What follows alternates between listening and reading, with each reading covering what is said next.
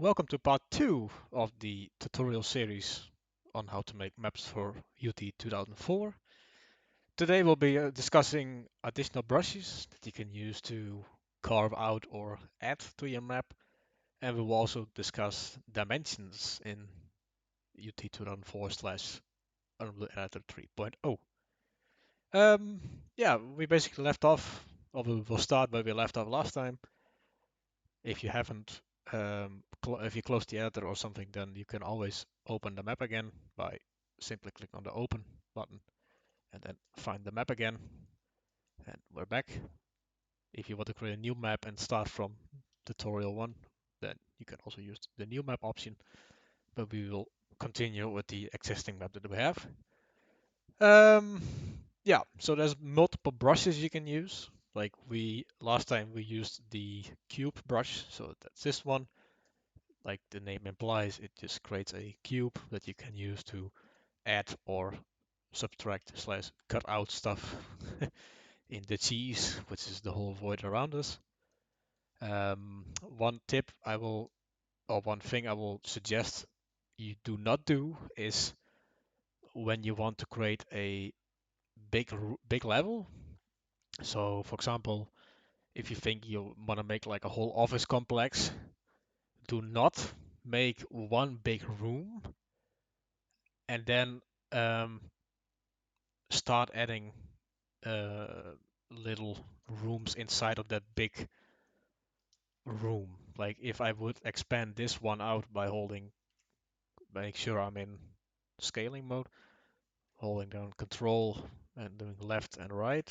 So I would scale this up and then start placing like walls and stuff in here. That's you can do that, but like um, it's not really the best way to do it. I would suggest you rather just make sure you can't go back that far, so we'll make the room, we'll start over again basically.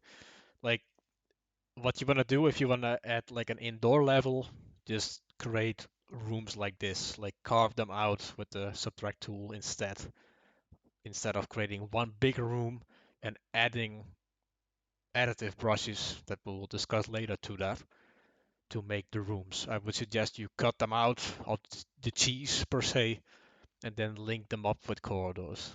So if you do it inside. If you're doing an outside map, then obviously you want a big box, like really big, like this one doesn't fit obviously, and then you want to add stuff to that. But if you're really only gonna do like an indoor map, that doesn't need to see the outside or something, then I suggest you use the subtractive brush, so this one to create the rooms in the future. So starting with that, and speaking of that, we will create a new room. So let's line it up in the middle again, as much as possible. Yeah, that seems about right. So let's use the scaling tool. So make sure you're in the scaling mode and you press Control and you start dragging it to the left and right to make sure while holding left mouse button to line it up with the existing cube or make it into the shape whatever you want. For up and down, we will use Control and then right mouse button, and you will see it's perfectly aligned now. So what we'll do, we will move this one, let's say, a little bit like so. So 1, 2, 3, 4, 5, 6. Let's move it one back. So it's like 6 squares across, and this is this kind of distance. And let's carve out another box. Okay, great. So what we'll do now is the same as on the first thing, like on the first room. We will not add any, we can move these around later on. What we do want is a new light. So we'll create a, oh, it's a player start. We'll create a new light, line it up. We'll also add a new zone info because this is a different zone. Um, so we'll add a new zone info, and this zone info will come in useful when you want to optimize your map or when you want to do like special effects, which I will cover in a later tutorial. But for now, just like every room that you make, so this room and that room will need their own zone info to take advantage of the optimization it provides later on by zoning off the map per se.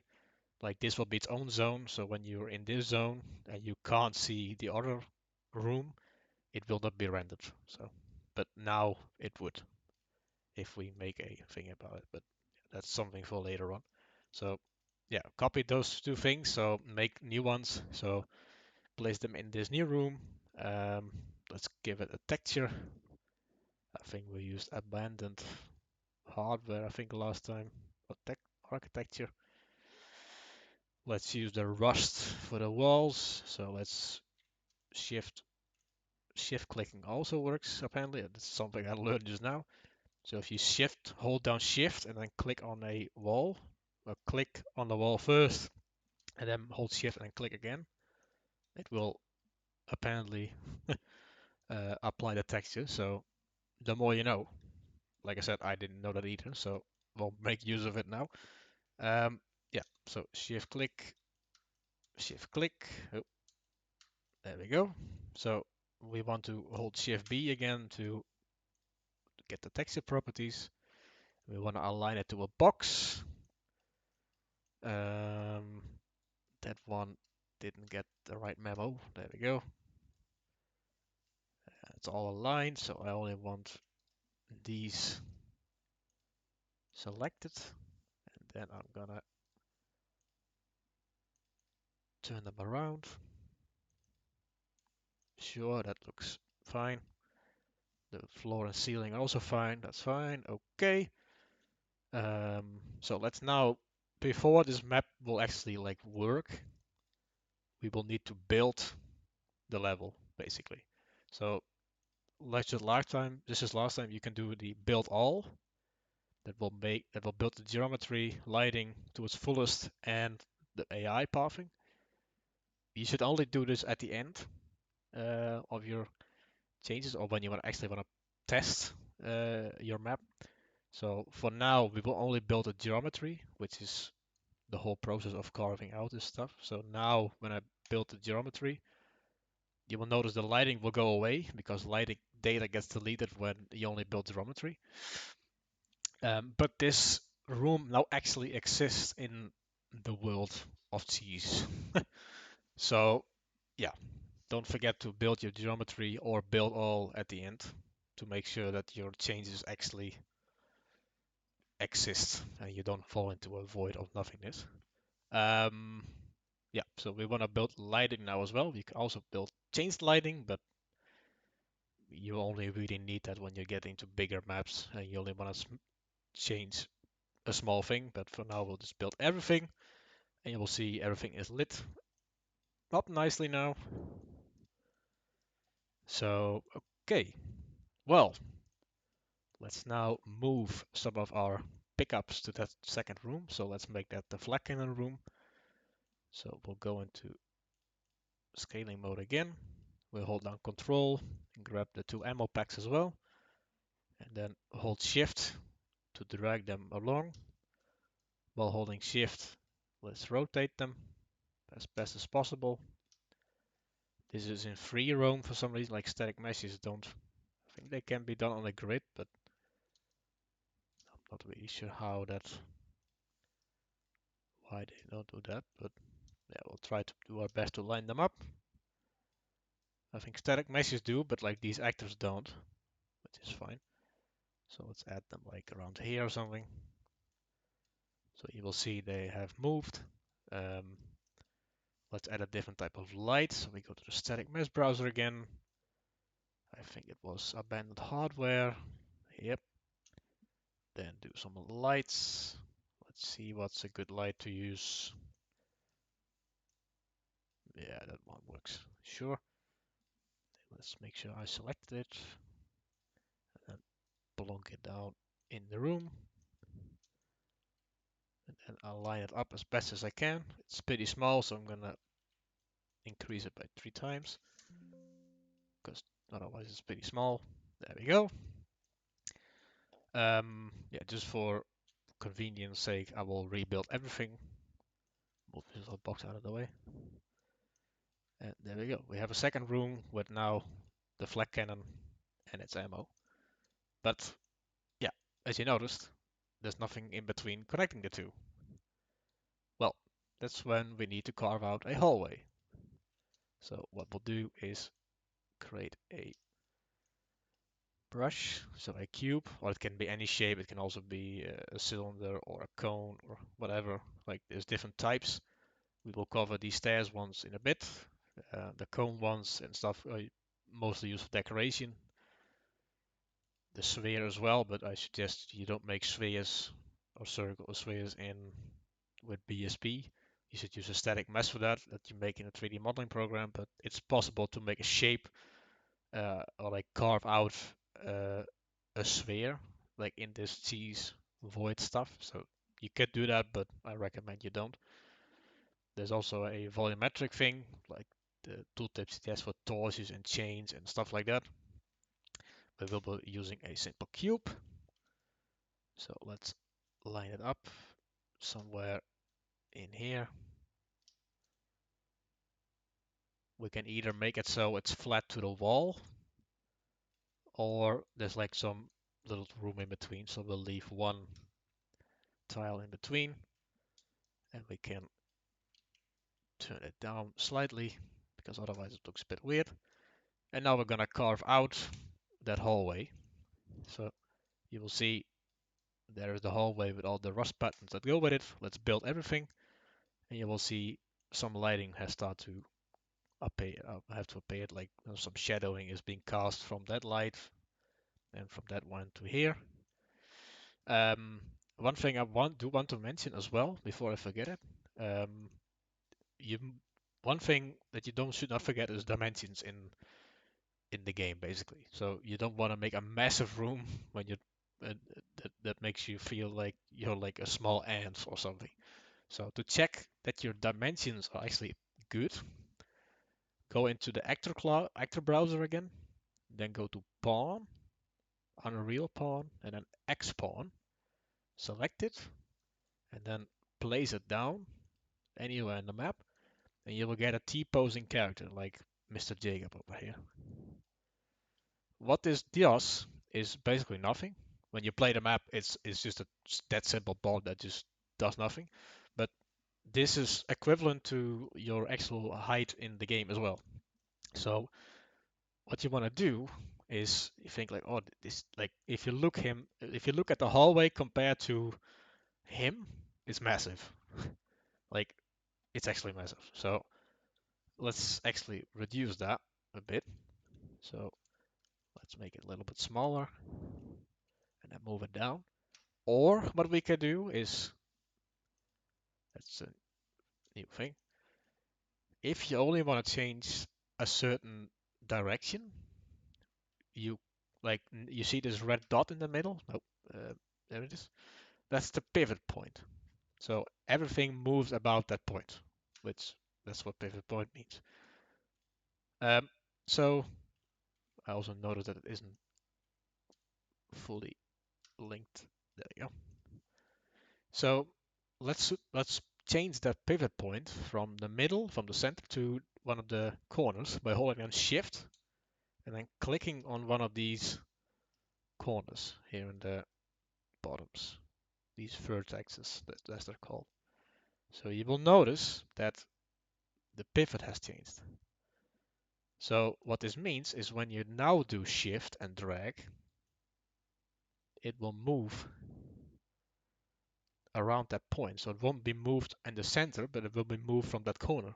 And when you scale stuff now with Control, you will see it. You don't need to move um, the actor up or down anymore to fix it being smaller now. So you can just very easily, if you make like a hallway, you can easily scale it down or like decrease the height by just adding the pivot to the bottom. You can reset it if you want. So if you right click, pivot, no, sorry, reset pivot, then the pivot point gets reset back to the middle again, where it belongs. As you can see here, for some reason it's still a bit janky here, but you get the point. So I'll set it back to there, and let's move Mr. Jacob up slightly because he was a bit too much in the floor. And yeah, as you can see, once we hit rebuild, the dimensions are a lot better now. So they're not as big as they used to be. So let's decrease the width of the hallway slightly and move Mr. Pawn over here so we have an idea how big it's going to be. Let's rebuild everything again, and now the hallway makes more sense. Like before it was just a hallway made for giants, and now it's actually a more reasonable hallway that um, yeah, like I said, you can use whatever you want, but just keep in mind that yeah, you don't want to make a really big level that just feels out of place because yeah, you got the scales wrong. So far we have been using subtractive brushes. So let's remove Mr. Jacob as well. Um, so to carve out from the cheese, basically. um, it's great. It's good, but for example, I want to add a slope, or I want to add something else. How do I go about doing that? Well, if you grab a brush, so we will be using the cylinder one now, you can increase the number of sides. So I'll set it to 16 to be a bit more of a round shape. Grab the brush, scale it down a bit until it looks reasonable. Uh, that's a bit too big, I think, still. There we go. And let's add the pillar in this room.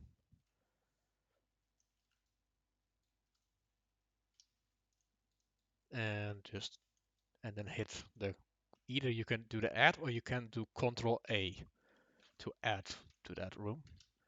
So let's make a second one. No, we'll just do that one a different way. I'll show you a different way about doing that. So let's hit build again, and now it's actually there. Let's build everything to actually light it up as well. Yeah, let's also give this one a new texture. So I want to select oh, select all the textures in this brush.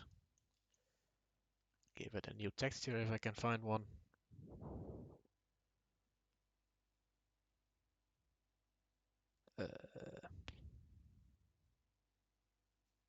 Let's use the abandoned one again. Sure. Let's make some properties. Make sure it's actually, I think it's default would work pretty well. I think box certainly not. Yeah, face could work, but I think default is enough, I think. So you can also set scaling here. Yeah, that looks about right, I guess. So let's scale it down. I did that. Um, so if I want to add more of these, I could create them all from scratch, or I can just simply duplicate them. So if you right click on a brush, be careful not to select one of these pivot points, or these vertices to set a pivot point, and then go to duplicate. And then you can drag out the exact same model or mesh, and then paste it in, rebuild the lighting, and there you go. Now let's make this one slightly taller, and then build again, and there you go. You have added two additive brushes which you can use to decorate. But like I said in the first tutorial, these decorations are now superseded by static meshes that are way more and can be way more complex than these simple shapes can be. You can still create shapes with them, but you should keep it to simple stuff. You should not be creating like a high detailed model or something from that. You should use a model for that. Um, yeah, blue. You can see there's like two different colors now. Yellow is subtractive, so that's cuts out stuff. So you cut it out from the cheese, or you can cut out a piece of this cylinder, which I can show you.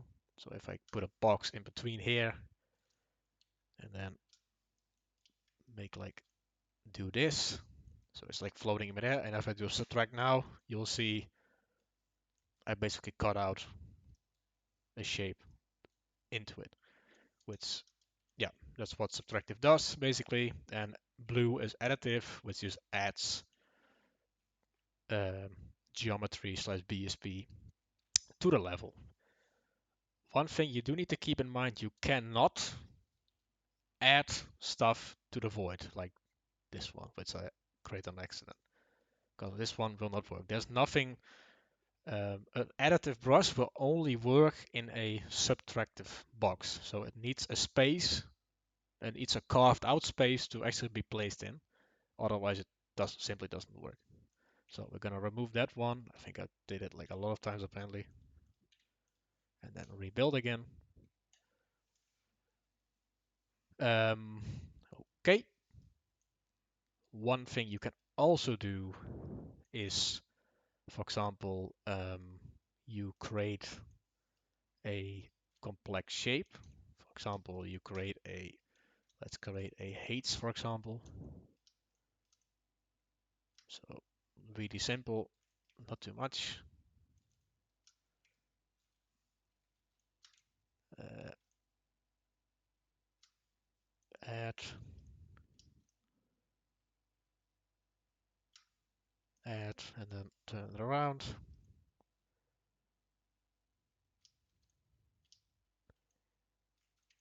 Then also add it there. So yeah, there's an 8 now, but I think it's up or down. I think it's somewhere. Oh, here it is. Yeah, you will see it's pretty bugged, because this is an issue when sometimes just the game or the engine doesn't like when you do stuff like that. So what you usually need to do is increase it slightly or rebuild it. In this case, it's not cooperating at all. So what we'll do instead is maybe make the brush slightly bigger. Hopefully it's happy then. Nope, it's totally not happy. Let's reset it.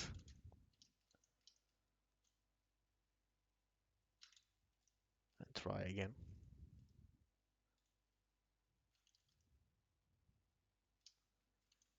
Make this one a little bit smaller.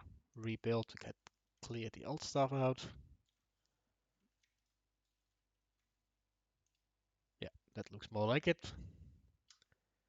That one, and then in the middle.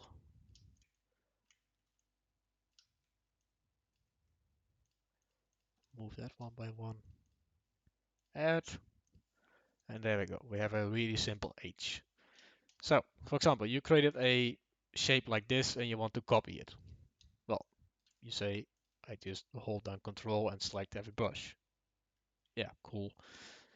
That's one way you can do it. But what I would suggest, if you have a shape that you created and you want to make that into a brush that you can easily just place again by either subtracting or adding, what you can do is you can use the intersect function. So what you need to do is get a cube brush, put it around the brush that you made. Make sure there's always a gap of at least one small square around it. And then we'll also do it one here, and also make sure that's on the height as well, and make sure it doesn't touch anything. So it needs to be floating, otherwise it will not work. So what you want to do is intersect. So you'll see that it created a brush of that model that you can use. And I deselected it. So I'll need to do it again quickly. So let's intersect it again. And if I build this piece and build again, you will see it's now one brush, it's one thing. Like it's not made of three parts anymore. That you can individually change or scale. So only do this when you have your final model made or final shape made. But this is really handy if you want to copy paste or move these things around. It's really handy. So let's make a quick. Let's talk about stairs now. So what we'll do is we'll create a new room. We'll copy this room and just move it out a bit and also make it higher. So move it up higher so it's above us. It's pitch black in there, so what we'll need to do obviously is to add a light. Move that up a bit. Go to the actor browser and also add a zone info here. Uh, yeah. One thing about the zone info and this little hallway, in theory you could add a zone info here. For example, if this is like a subway or something else that you want to make with these type of things, you can add like special tags to them, to these zone info that will change the way how audio works. But for now, we will not use this. We will not, yeah, we will not assign this to its own zone yet. We could do that so that you would, this would be its own zone, this one and this one. But you can always also make it so that this zone, this one, goes like halfway into the hallway, and then that one is also halfway there. There's pros and cons to each, but that will be discussed later on. So for now, just create a new zone info here, build everything again. And what we want to do now is going to copy the corridor from this one to the other one. So let's keep one space there again. And let's increase the height because this one is clearly not high enough. I think I did it. This one should be fine. So there's like a really steep thing and this is too steep. So I'll change the pivot point. I'll move it back by so far and then move it back there. And what I do now is create a stair, not a spiral. You can also create spiral stairs or curved stairways, but we'll be using this default stairway. You can always change how many step lengths, the height and the width, and the number of steps. So what we'll do now is first align the step brush into the hallway and then see it's the other way around.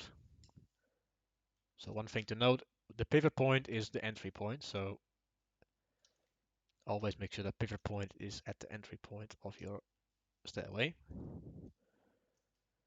Let's move it down a bit. And it's still too high, so I'll just add some more steps. So I'll make 10 steps. Sadly, it does reset the brush or the brush, so need to scale it up again or scale it to your liking. So I have 10 steps now. I'll hit add. And you will see there's some stairs now. Let's move that away and then just lower the room so it actually works. Let's also lower this room to like this big maybe.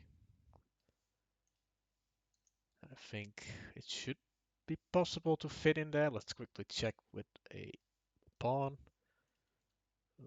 It's no, that's too tight. So let's add it at least two more to that. Okay, well, we can also add a little light here, so it's actually not as dark. Oh, I bet. And there we go. We have a staircase. One thing you could do to make this look a little bit nice, because you will see it's like a really weird transition from one to the other. especially from this. Well, you could leave it like that, but what I usually tend to do is you can go into vertex editing mode. That is this one. You click on a vertex, so that is this one. And now what you can do is hold Shift and then drag the vertex down. So it's no longer a shape of a box anymore. So you can now shape it into the shape that you want. So for example, if I want to lower this even more, like so, like now it's just really big.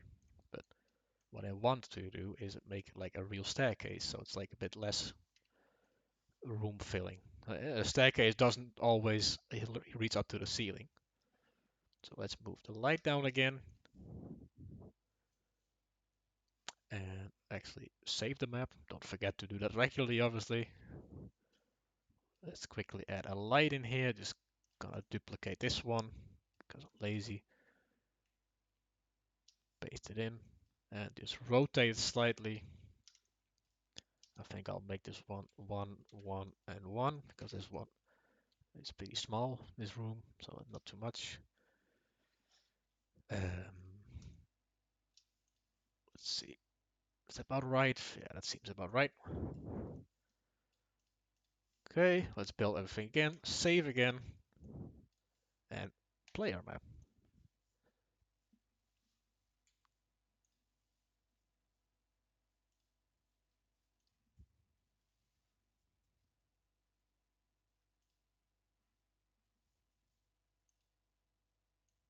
There we go.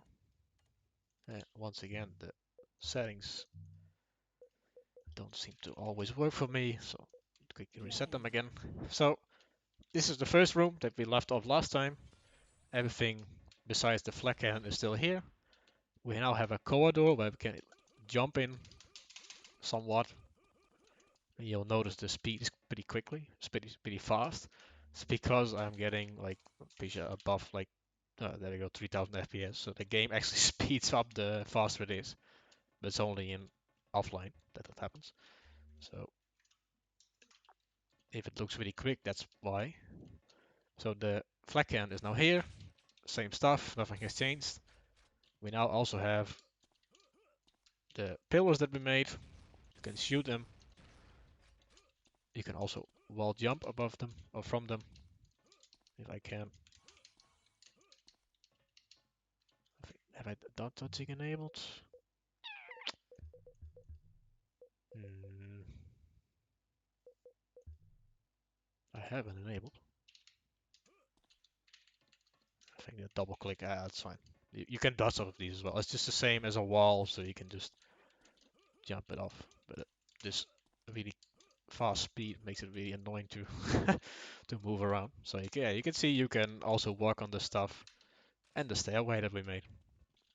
Yeah, there's a little light, and you can sort of jump in here, and you have a different room. So that's how you make a different room. Connect them up using a corridor or some other kind of connecting geometry that you want. You can move stuff around. You can create stairs now. You know how you can manipulate the shape of a brush as you've seen with the vertex tool, editing tool. You can make a box into a slope sort of surface. You know now how to add a brush as well to your level, but once again, use really simple shapes. Do not use them to create complex shapes because that's really inefficient. Um, yeah, the same principle goes for like slopes. So if you want to make a slope, just um, create a brush, drag it in. Let's make it fit the width of the room. Let's delete the staircase. Oh no, what we'll do, we'll make a new room for it. So we're going to copy the existing one, move it one to the side, move this one out of the way, and then build it in. And I think it's one too low. No, it's not. So what we'll do now is grab the brush, and then pivot it in a corner. So holding down Shift. And now we're going to drag it down to the same level as the stairs. We're going to enable the vertex editing now. Click on one of the corners. I would recommend always the one that you want to drag down. And then hold Shift to drag it down. And as you can see, the line has been drawn now. So it's like a slope shape now. And let's move this brush to its new home. So let's scale it down or scale it to the correct size. As you can see, the slope is already there in wireframe. Now we want to add it and build it. And there we go. You have a slope now. And we can quickly make sure it's nice and textured as well by aligning it to a box. And then build the map again, save, and then play.